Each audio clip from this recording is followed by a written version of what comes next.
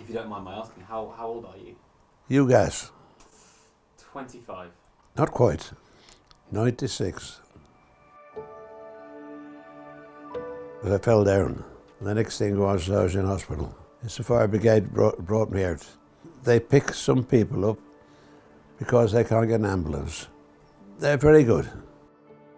When you're in the environment that you're in when you're in the hospital, you want that treatment, you want to know that the doctors and the consultants and all the healthcare staff are working with you. But it's also giving you the empowerment then to get out of hospital, to have that confidence, to have that independence to move on, to know that actually when you're discharged that you're not going to be just sort of put on a doorstep and you're going to be left with nothing. And I think that's then where Hospital2Home comes in.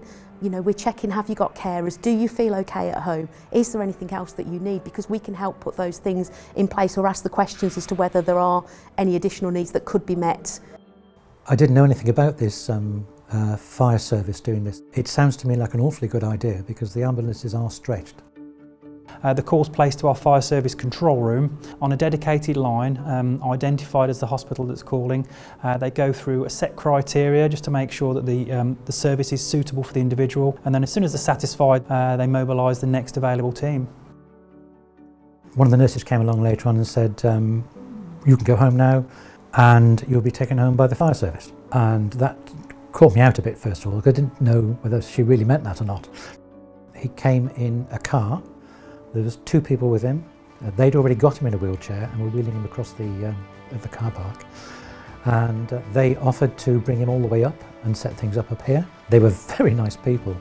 Every person that we pick up has such a different story to tell us. And I think it's nice in terms of when we are running Hospital2Home, people aren't taken home sort of in twos and threes. It's that one-to-one service. So people will talk to us about their children, their families, but then we've also had cases where, you know, you can see that they need that extra support and they've actually spent that time in the vehicle talking to you. We get them back and actually they're more open then to say, actually, could you help me? We get into the home and we do that hazard inspection. We're contacting care providers, family members, we're sort of identifying where the medication is. There's been occasions where we've put the heating on, turned the heating off, opened curtains, made a cup of tea, made a sandwich, taking a customer's dog out for a walk. It makes people smile when I say that because it's not something that you would have imagined when we first started this. We're building up a relationship almost instantly with these people. They came back a different way to what I would have done. Because they come straight into Stratford. I wouldn't have done it. Still, that's their problem, isn't it? Eh? In some ways it's better to be in hospital because there's people keeping an eye on him all the time. But he's much happier here than he is in hospital. He'll look after himself and home is obviously the best place for him. We'd like to see this service continued. It's a funded service. It's commissioned by Warwickshire County Council and we think there's room for growth.